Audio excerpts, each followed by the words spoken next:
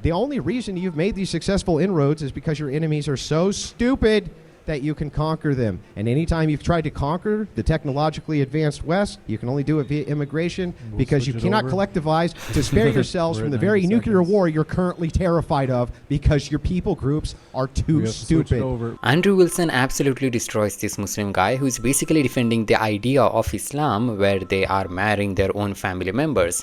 Let's watch it together. Muslims have also had their civilizations that were also thriving, that also had conquest, that also had art, literature, poetry, all kinds of beautiful things that we as human beings value. It's not just IQ. You're taking this atheistic argument, which is baffling to me. Why you as a Christian would have this kind of IQ fetishism? You're not a white nationalist. IQ is not the end-all, be-all of human existence. I am happy, I'm fine with having a 90 average IQ country that abides by traditional values, that abides by whether they be Christian or Muslim. I actually prefer the low IQ Christian countries that value marriage. They don't have degeneracy. They don't have prostitution. I value those Christian countries even when they have a lower IQ, a 90 IQ, an 80 IQ. That's they're living beautiful lives. Yeah, you can make fun of them. Oh, they have donkeys pulling their carts. You can laugh, but they're living beautiful lives as Christians or any other religious group. Well, I guess ignorance really is bliss. Oh, wow, that was a great comeback. Wow. Oh, good one. That was a neat one. Slapping your dress. Stand So up, look, Calvin. let's point this out. That's what your priests Let's point this out. Let's point this out. Right? We just want to look. We haven't gotten personal with each other. We can go the rest of the debate. We both got a jab in. All right, that's fair. So here's the thing, though. Right? This is still not a refutation of my argument. The historical standard is Christians had lower IQs back in the day. Yeah, and they didn't build modern civilization back in the day. Modern civilization requires professional middle management, 100 to 115 IQ, right? 85 to 100 for skilled labor. What they're talking about is just basic day laborers. These people are very low IQ. And by the way, we can even make the claim that they're really choosing Islam anyway. They can't really think about it that hard. Right? So the question becomes, right, as we're kind of diving into this, I just want to point out one more time, the argument is around a singular Christian principle. The singular Christian principle is that we're not allowed to marry our first cousins. That's in our ecclesiology. And I don't care if you're a Protestant, right? Almost no Protestants do this, right? No Catholics do this. Orthodox, this is forbidden as well. It's not that you couldn't find some sect somewhere, some small society somewhere which practices it. I'm sure that that's the case, but by and large and overwhelmingly it's not. With Islam, the opposite's true. By and large and overwhelmingly they do. So we're basing this on a singular principle, which is Christian, and that's what I want a refutation for. Why is marrying your first cousin for the purpose of building low IQ societies better than not doing that? Go ahead, Daniel. Again, it's not a causal relation. Islam doesn't... It is a causal relation. When you marry someone from outside of your society, from outside of your community, you just get more set of genetics, and that just ends up giving you more different variations in terms of your health, in terms of your body, and also in terms of your intelligence. But this is what low IQ debate sounds like. Mandate marrying your cousin. It's not like we're saying we want to keep IQ low, so marry your cousin. You keep getting the causal chain wrong about this.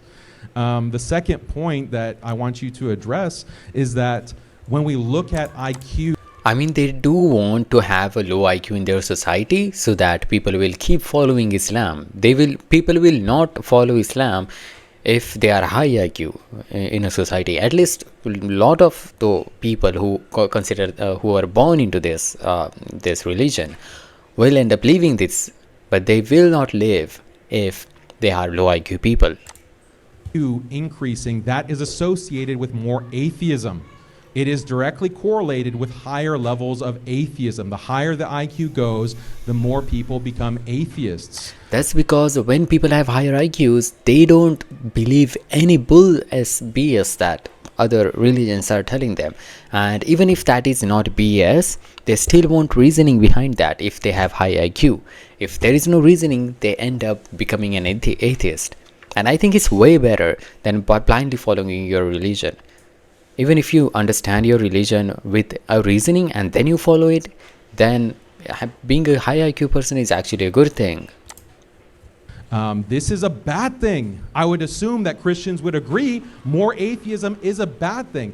I think that, yes, modern society is not all it's cracked up to be. I don't know if you guys have been looking around, but it seemed like I've felt, at least myself, that over the past 5 years especially, first with the pandemic and now everything that's happening in the world where World War III is about to break out, I think the modern world is a dystopia.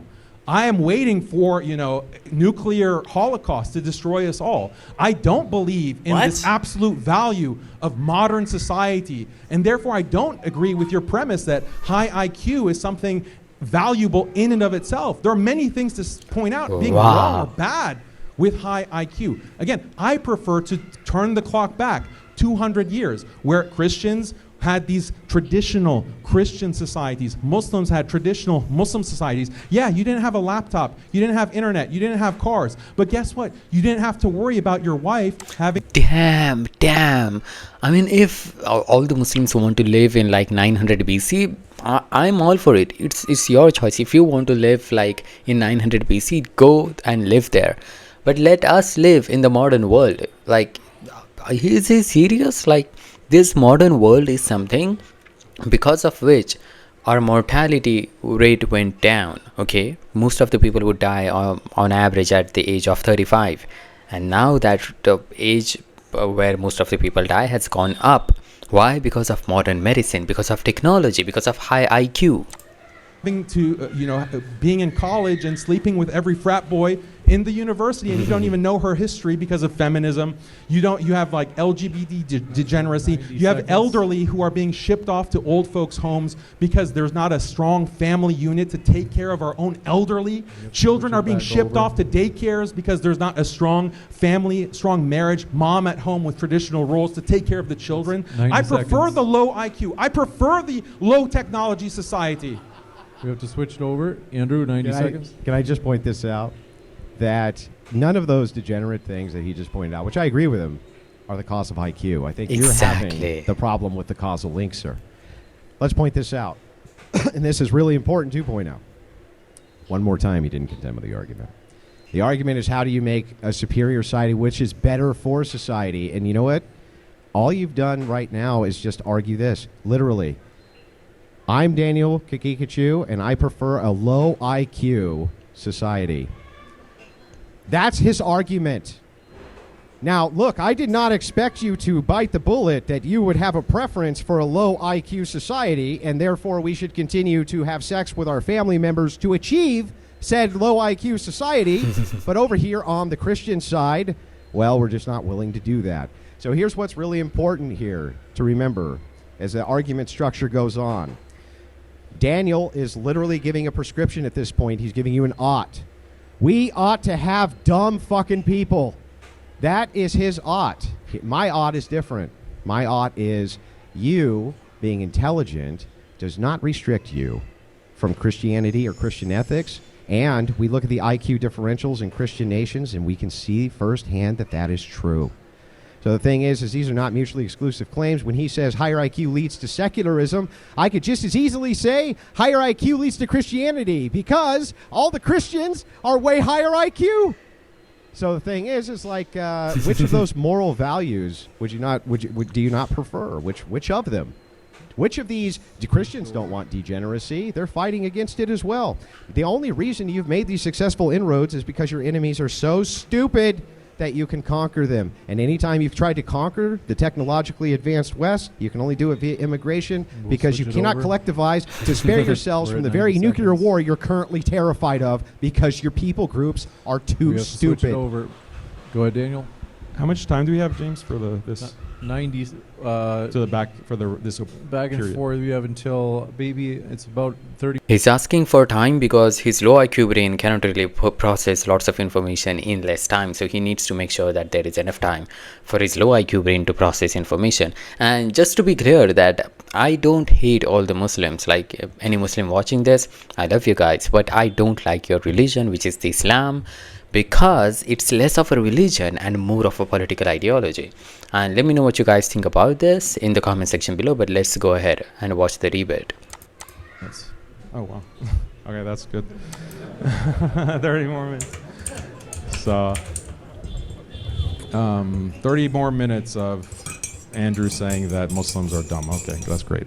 I'll try to be more substantive. I'll try to be more substantive than that. So just listen to this.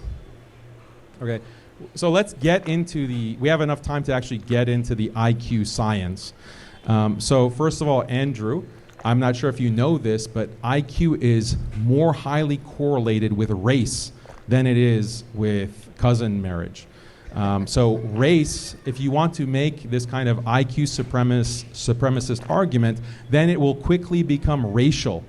And if you want to make that argument, just be very clear about it. Does Christianity, like your worldview, promote higher IQ races and everyone being at the mercy of those higher IQ races? You keep making a might makes right argument that, oh, Muslims are at the mercy of us high IQ Christians. Okay, well then there are races that are higher IQ than others. So are the higher IQ races practicing benevolence by not wiping out the lower IQ races? That seems to be what your standard, what your morality actually entails pretty directly. So that, please address the race issue. I'll give you a chance to respond, Andrew, but I do want to be sure that this doesn't veer off topic too far.